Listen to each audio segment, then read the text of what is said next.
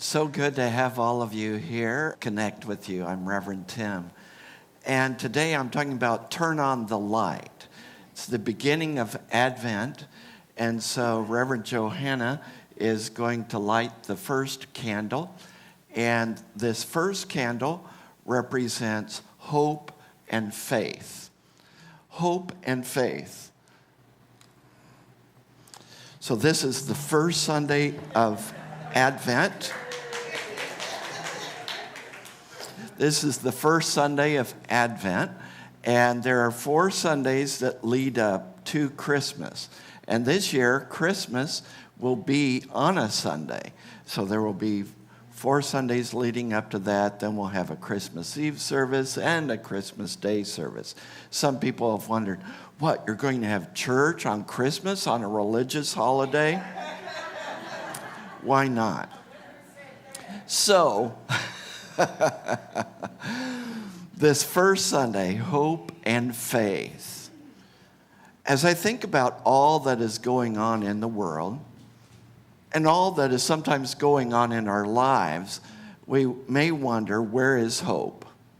We wonder, where is the hope in things? People talk about, and this may not be your frame of mind, but people often talk about things getting worse and worse and worse. That's what some people think. I mean, when I give this statistic about the mass shootings in 2022, that there have been mass shootings every single week, and in most weeks, at least 2 each week. I mean, you may not want to hear that. I don't want to hear it either, but I don't just bury my head in the sand either. And when I look at some of the things that are going on in our individual lives, like grief and loss and major changes that go on in our lives, I ask myself, where is hope? So I found myself a bit stymied. Once in a while, and I'm not getting these messages online or something. You know what I mean? It's like writing a song every Sunday. And once in a while it's like, hope. Where do we find our hope? So many times throughout Scripture, it talks about hope as coming from this presence of God, this source, that my hope is in God. Well, Advent, the word Advent means the coming. And the coming of what? The coming of light, the coming of the birth of Jesus, the coming of our own Christ presence. And it is the root word of the word adventure. So we're on an adventure to discover the presence of the Christ living as us, giving birth to that presence of the Christ today, including hope. So each one of these Sundays is leading up to, how do I reveal the Christ that I am? How do you reveal the Christ that you are? The Christ means the anointed one. The Christ means this anointed presence that is your true essence. The Christ means that presence of God living itself as you, pressing itself out picturing as you, so that when you get up in the morning and look at yourself in the mirror, instead of saying, oh my God, you say, oh my God. You see the presence of God looking back upon itself. When you come into this service, you see the presence of God looking back upon itself. Whatever situation you're facing in your life, at your job, in your family, in your own personal life, you look upon it and see the presence of God looking back upon itself, knowing that what happens does not happen at you or to you, but for you. That is our source of hope. Now, you may say, well, that's easy for you to say. Hey, I'm not immune from the human experience. Neither are you. All of us are immersed in this human experience. We are spiritual beings having a human experience. And sometimes we may wonder, how do I find hope? I want to tell you about someone. Some of you may have heard about this some years ago. You know, I'm still a board-certified professional hospital chaplain. And I worked in that capacity for 28 years. And for a number of those years, 12 years, I worked in psychiatry. So I had supervision from a PhD psychologist and from a psychiatric advanced registered nurse practitioner. We had training sessions. I studied Irvin Yalom, and I led groups in psychiatry, did individual counseling. I led grief groups every week, and I led spirituality groups in different places in our psychiatric facility. And sometimes people wondered, why am I being put in a spiritual group in psychiatry? I have some psychiatric needs, but why am I being put in a spiritual group? Not seeing the connection, and sometimes being very disconnected from their own spirituality. So I remember one group, I was the only man who had ever been invited to work with the Women's Treatment Center in Wichita, Kansas. The Women's Treatment Center worked with women who had all been abused, all of them. And so I did individual counseling with them. I led groups with them. And so that was one of the groups. I did these spirituality groups and these grief groups. And I remember clearly, and I have her permission to share this story. I remember clearly one day coming into this spirituality group. It was about 8 to 10 women.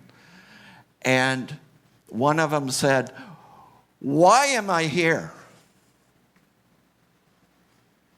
I don't want anything to do with spirituality.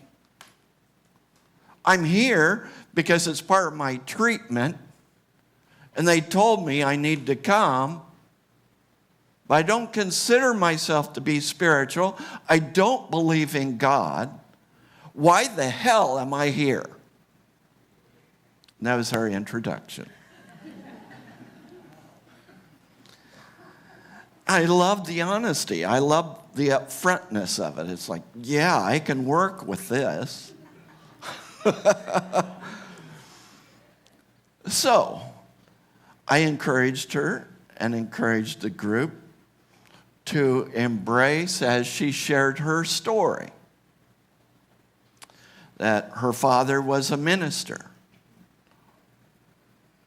And her father, who was a minister, every night took advantage of her sexually. Every night.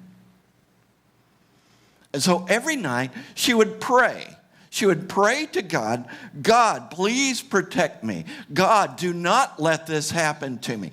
God, you have the power to protect me." And every night after she would pray, it would happen again.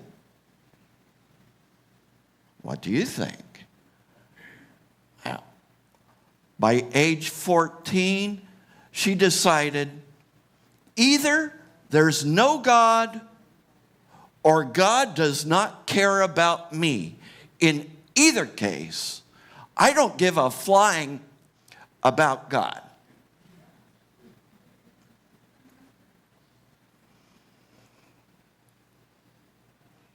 So the group was just breathing into this because they could all relate to it. We were just holding that sacred space for this story. And so here she was, describing this loss of faith, this loss of belief in God at age 14. And then here I was working with her at about age 35. About 21 years later. And so she said, I do not believe in God. I do not believe in this. And I was like, yeah, I get it. I can see why you wouldn't. And in discussing things with the group, and as other people were interacting in the group, I said, I would like to give an assignment. I'd like to give an assignment that you write a letter to God, and in your letter, just let it fly. God can take it. Whatever it is you feel, whatever it is that's going on inside of you, just let it come out. Of course, the woman raised her hand and said, but I don't believe in God. I said, I realize that. So I encourage you to maybe write it to whom it may concern, or to God, if there is one. If you could just engage in the exercise in that way. And she said, and say anything I want? Yes. Do not hold back. Let it out. Let it rip. And, this is catharsis. Catharsis comes directly from the Greek. Catharsis means to bring something to the light, to bring it out into the light of day, thereby cleansing it. So in Greek, like the Greek that the Christian scriptures were written in, catharsis means to cleanse, to purify, to bring to the light. That is, as long as it's held in, it cannot be purified. As long as it's pushed down, it cannot be cleansed. As long as it is hidden in the shadows, it cannot come into the light of day.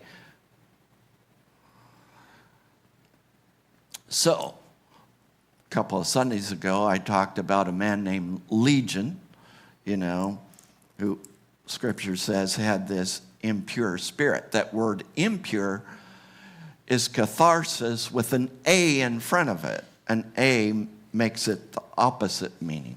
Impure. That is, these shadow things within him had not been brought to the light of day.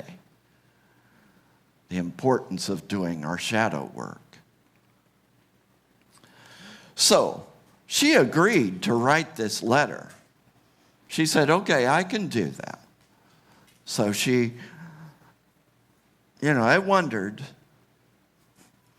because I worked with hundreds of patients, hundreds of them who had been abused, and I thought, we'll see.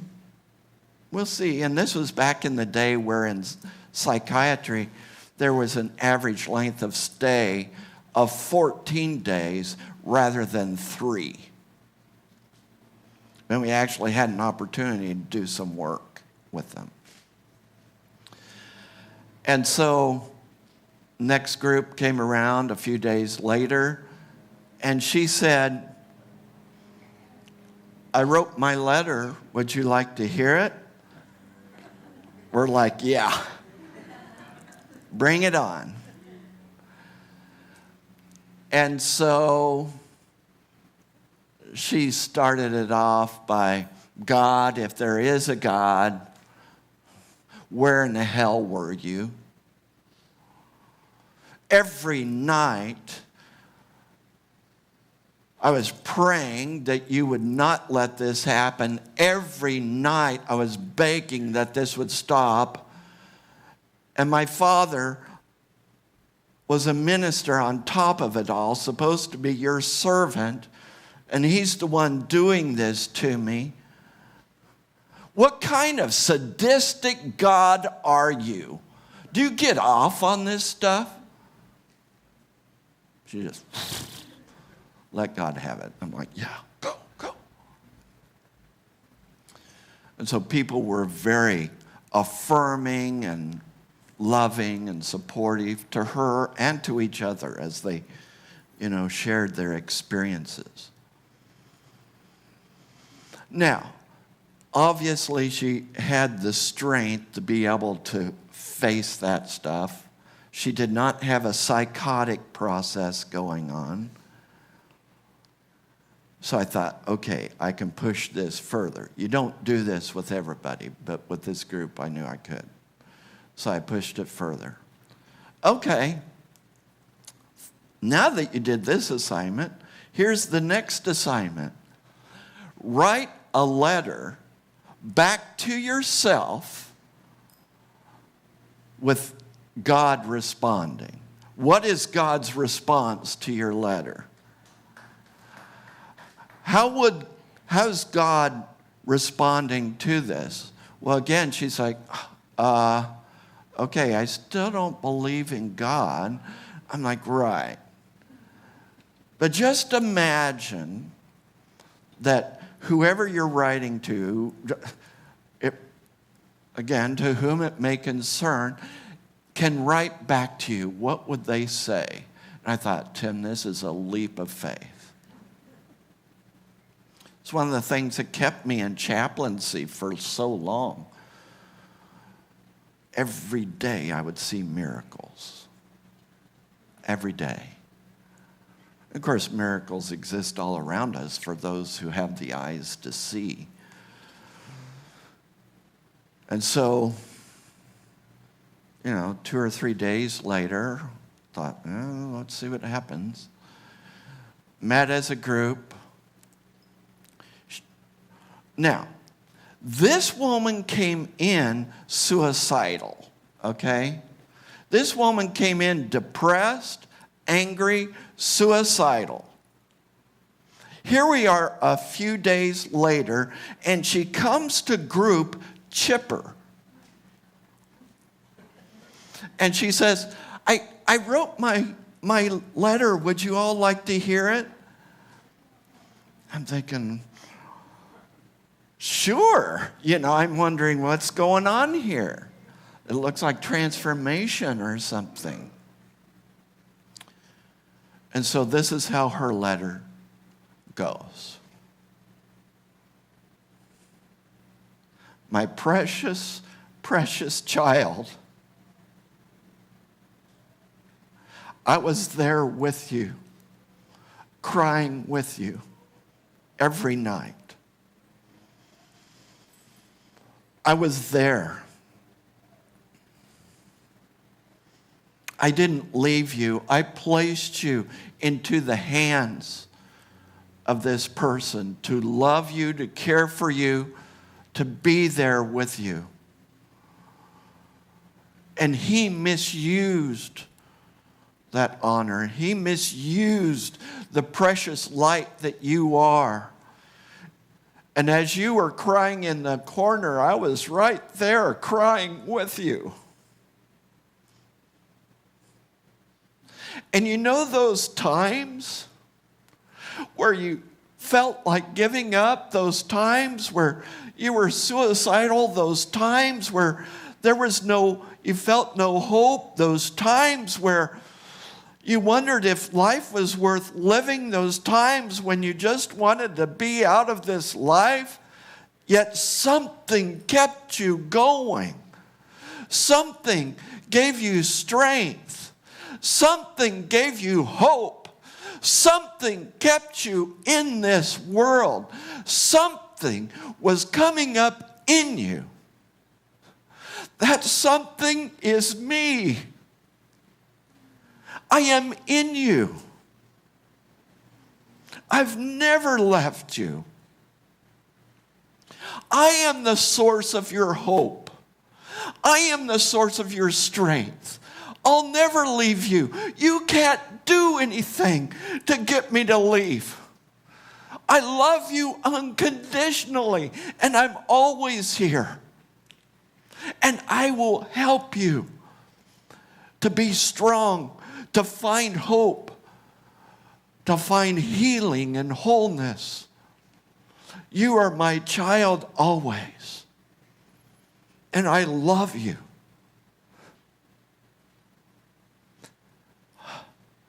The group was sobbing. We were like, where did that come from? She said, I don't know. As I sat down and as I was writing this, it just came from within. And I got in touch with this inner strength, this inner power, this inner hope that's always been there. And she said, furthermore, this has changed my life.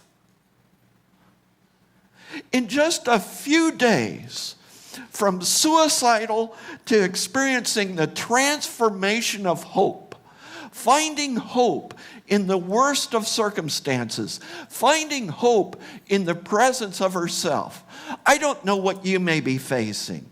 You may be facing distancing from your family during the holidays. You may be facing financial challenges. You may be facing mental health issues. You may be facing financial challenges. You may be facing anxiety. I don't know. But whatever it is, know that there is hope, because there is the presence of God wherever you are. That is the strength, the hope, the power that has kept you going.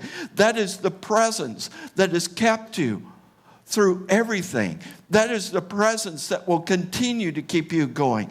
I encourage you to find that, to see that, to get in touch with that hope, to know that you are never alone, that you are infinitely loved, you are infinitely cared for, because you are the self-livingness of this presence that we call God.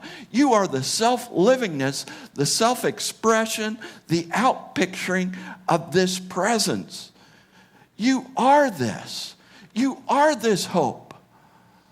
Know that it is inherent in you. So as we go into this world, this week and each day, and you wonder where hope is, remember this story. Remember that this hope lives in you and will never leave you. Remember that you cannot distance yourself from this hope. This hope is your lifeline. This hope is what brings you to the light. These readings that we have every Sunday, I provide those, and I love this book, Susceptible to Light. And here's a short one from her.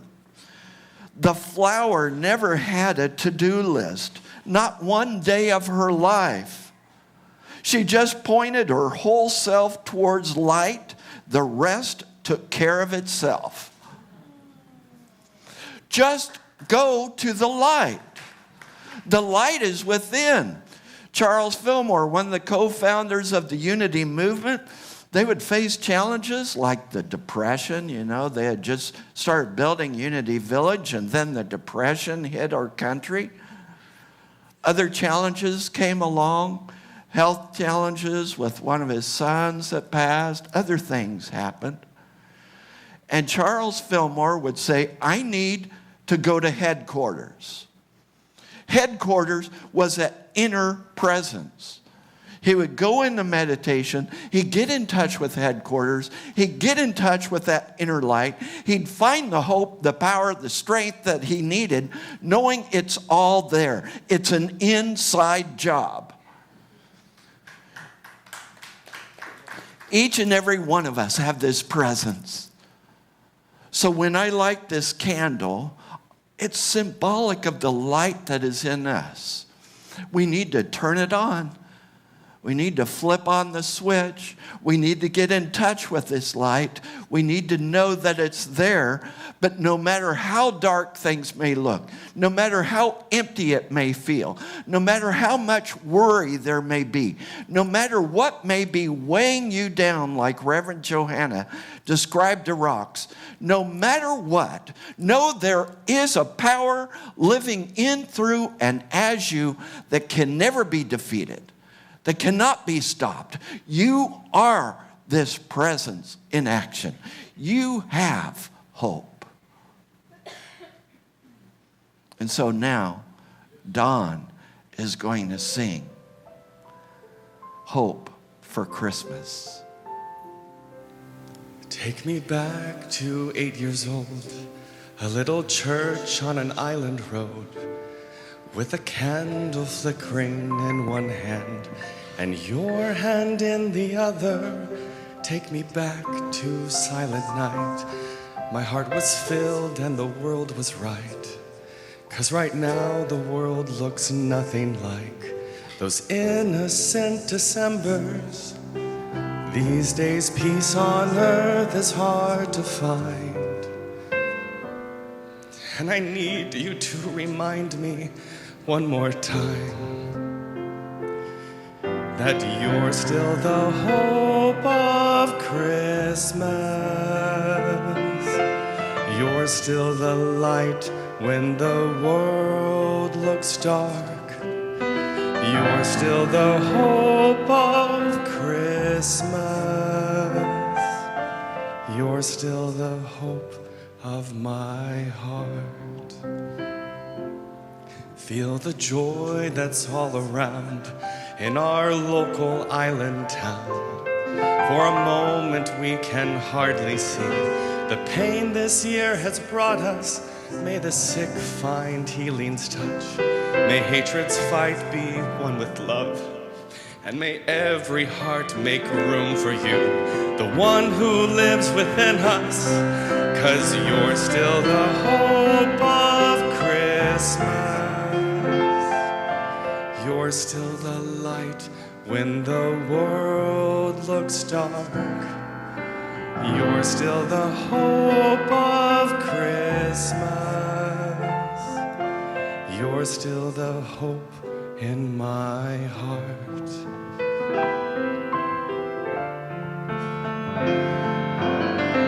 You are the hope of Christmas. I bowed my head to pray tonight, my heart filled with love and light. It was like your hand was there in mine, and I could talk with you. It took me back to 8 years old, the Spirit's truth and a story told about heaven's love in a manger low, and a promise that's still true, that you're still the hope of Christmas. You're still the light when the world looks dark. You're still the hope of Christmas. You're still the hope in my heart. You're still the hope of Christmas. You're still the light when the world looks dark. You're still the hope of Christmas. You're still the hope of my heart.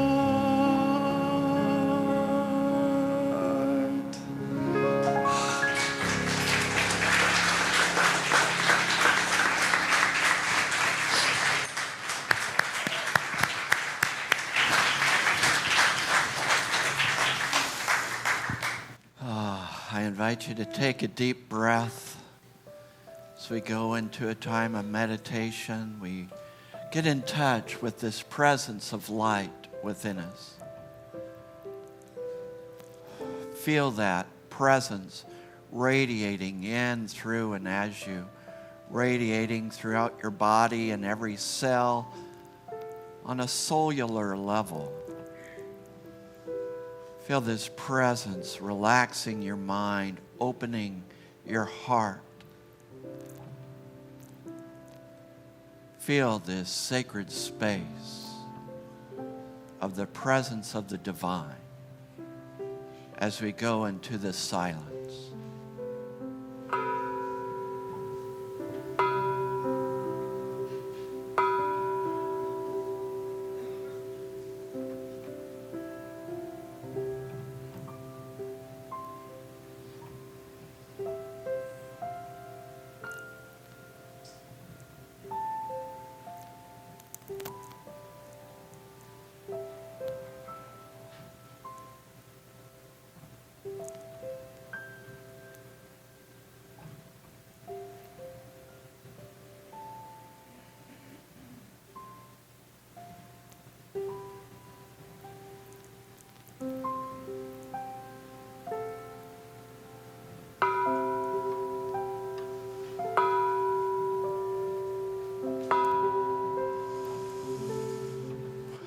Take a deep breath